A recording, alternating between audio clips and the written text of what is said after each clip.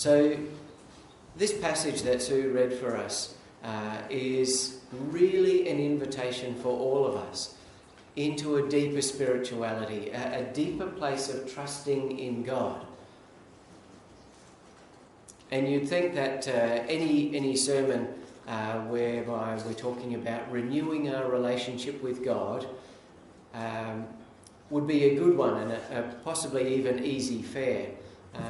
Not so much when it starts to talk about our wallets and our purses. But the reality is that nearly every time that Jesus teaches about trusting in him and renewing our relationship again with him, it comes just after he's had to expose something that's not so good in our own lives.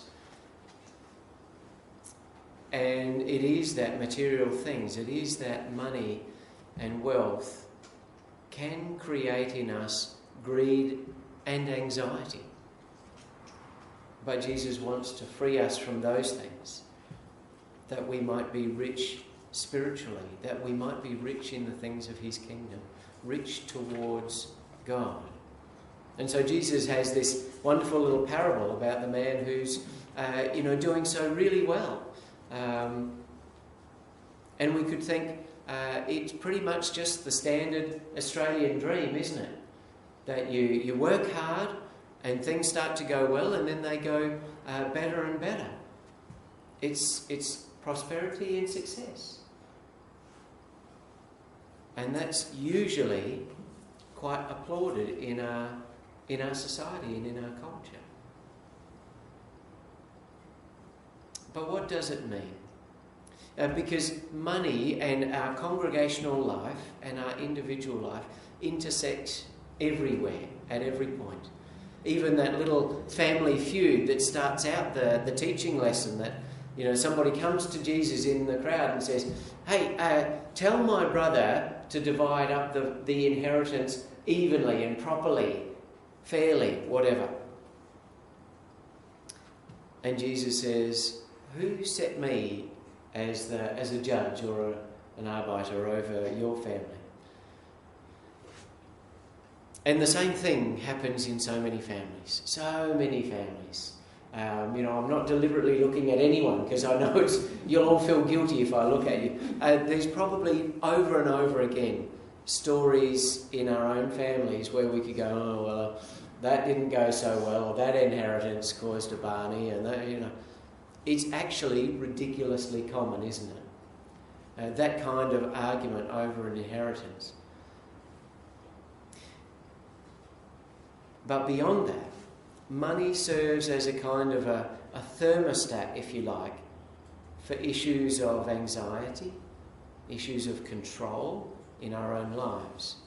And you can say the same thing about the church, our budget, and our mindset about mission. The buildings that we have, you can do the same.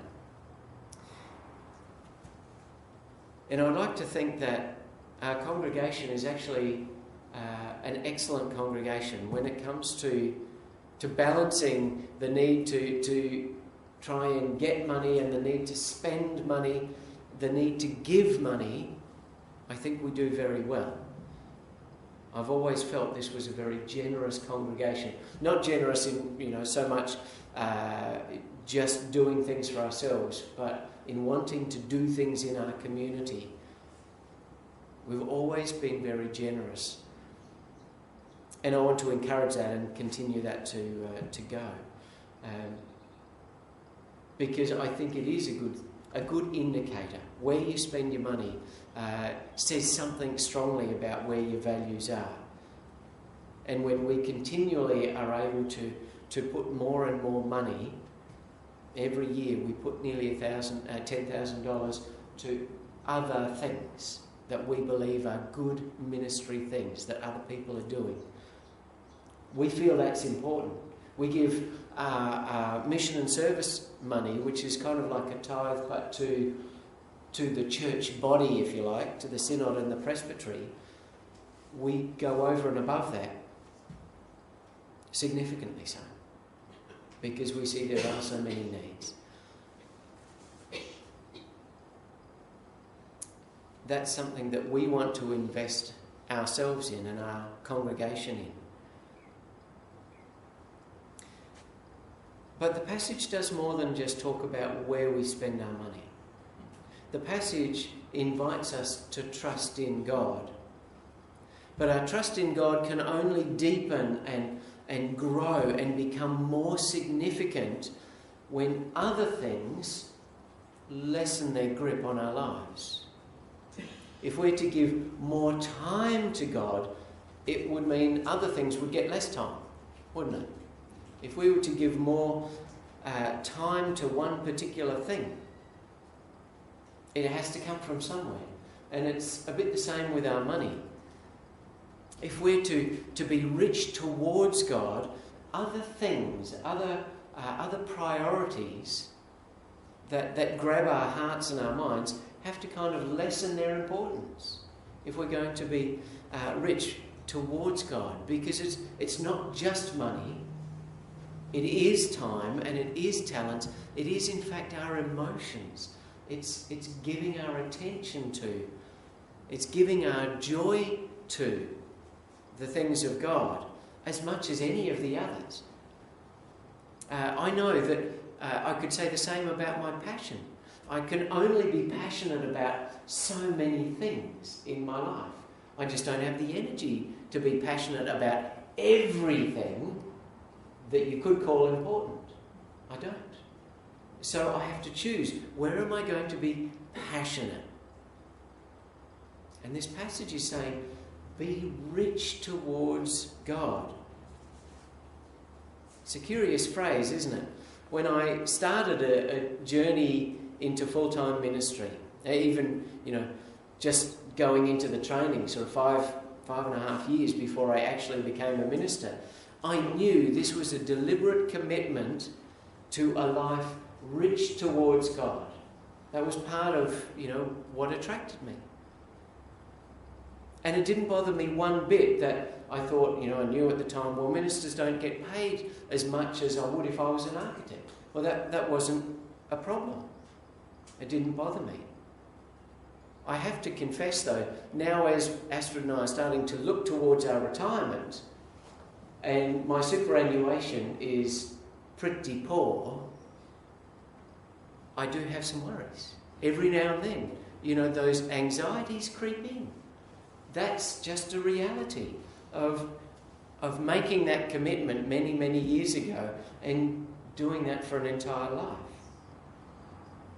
I worry about my storehouses and my barns. Not because they're not big enough for my superannuation, but rather the opposite. But this passage reminds me and calls me to trust in God. And that says, in a sense, it's a little whisper that says, I want more trust in those times of anxiety. Maybe you too look at what goes on in our world and the priorities of our world, the ups and the downs of the economy, whether that's global or national, and maybe you too have some worries. Maybe you too have even just moments of anxiety. Will it all go the way I had hoped or had planned? To be completely honest, I think that's pretty normal. But Jesus seems to be calling us all, inviting us all into a deeper spirituality that is fed by different things than money and things and materialism. But a spirituality that's fed by trusting in God. A life rich towards God. I'm reading this book at the moment that was hard to get. It's called, and you'll probably think this is strange, but it's called The Anarchist's Tool Chest. Right? And it's this wonderful book that I'm reading about a furniture maker, quite an excellent furniture maker, but he started as a 14-year-old boy loving to spend time in his dad's shed, and he found whatever tools he could to make things. And he realised early on he loved making things. And so at the age of 14, he decides, he'd saved up all his milk money and saved up his pocket money, and he decides, I'm going to go down to the store and buy a coping saw. Now, I brought my coping saw in. If you don't know what a coping saw is, that's a coping saw. It takes a very fine blade, but you need this part to be nice and rigid, so it holds this blade, the blade, very thin blade, nice and tight, and you can get a lot of tension on it, and that's how it stays cutting when it's even, so thin. Anyhow, and he decides, I'm going to go and buy a coping saw. So he goes down to the car park between the two sort of Bunnings and Mitre 10, and he's trying to work out which one has the best saw. And he looks at one in this shop, and then he goes over to that shop and he looks at that one, and he decides, right, well, I'm going to buy this one with the red handle. And he buys that one, and he takes it home, and he said it was complete and utter garbage. The blade just would spin around instead of staying taut. You couldn't get the tension on it. So you know what he did in the face of that? He saved up some more money and he went and bought the other one.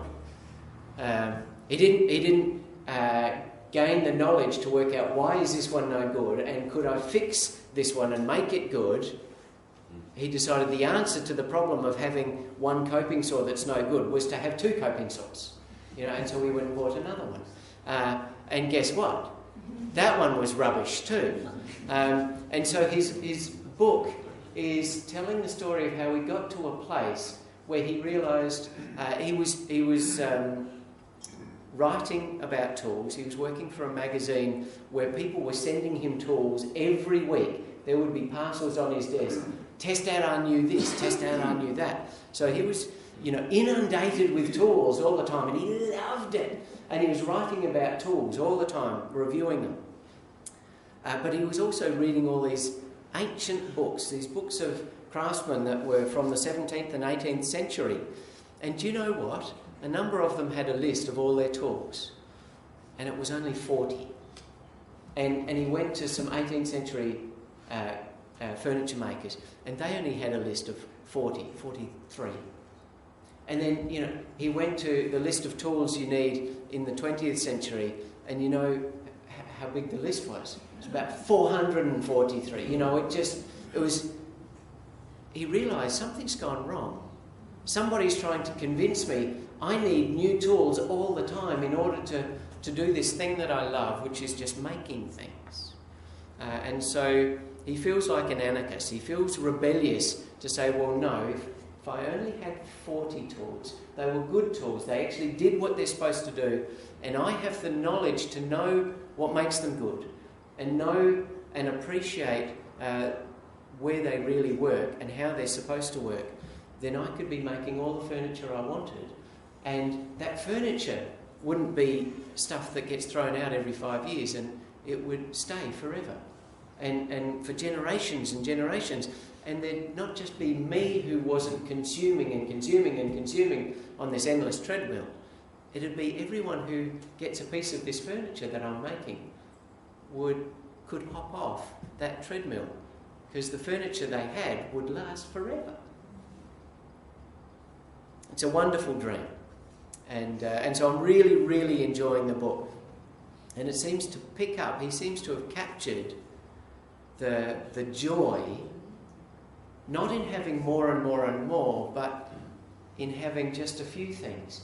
But the joy has increased because his understanding has increased, because his skills have increased, and because he's free. He's not the monkey in the jar anymore.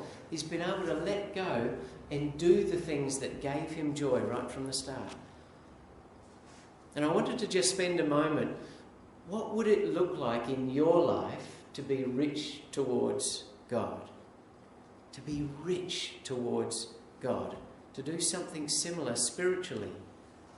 To let go of some things so that we could give more to God and be more in God.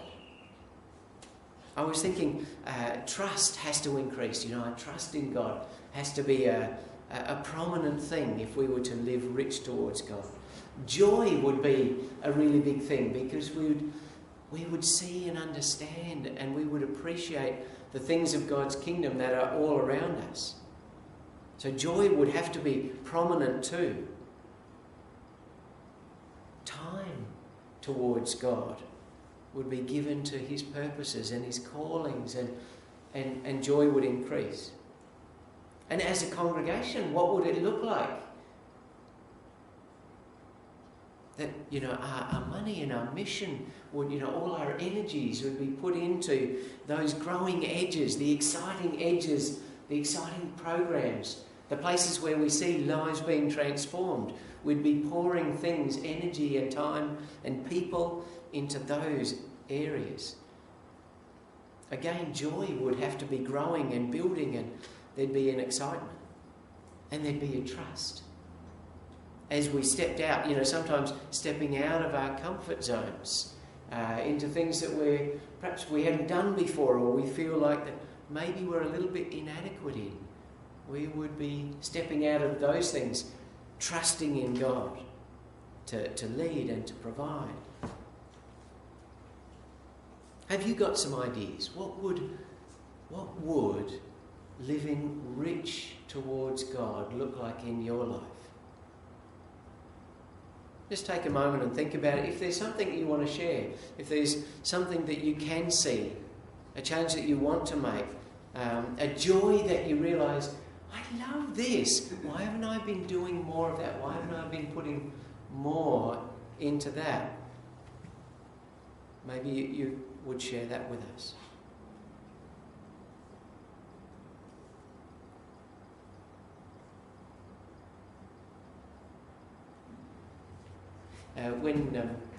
When I painted this painting, it was really just about the idea, the invitation, that this time in the green season was an invitation to sit and spend time with God in that place of deeper spirituality, that we would just take time to be fed and nourished by God, by our trusting in him.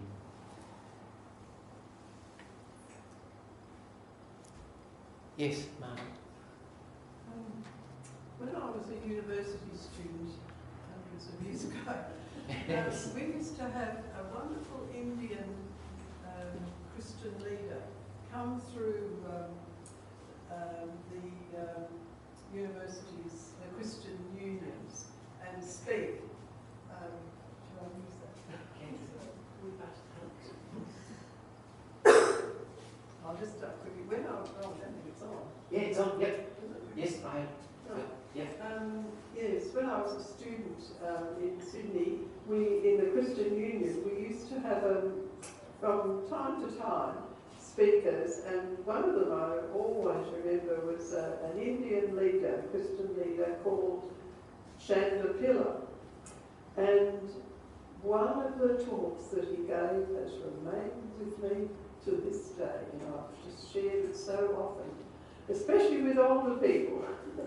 And when we've got so much stuff, And anyway, he said, we're pilgrims here, not settlers.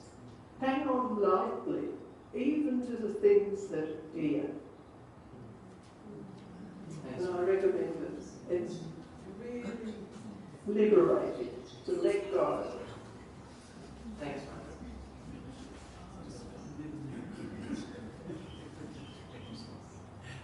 anyone else want to share anything?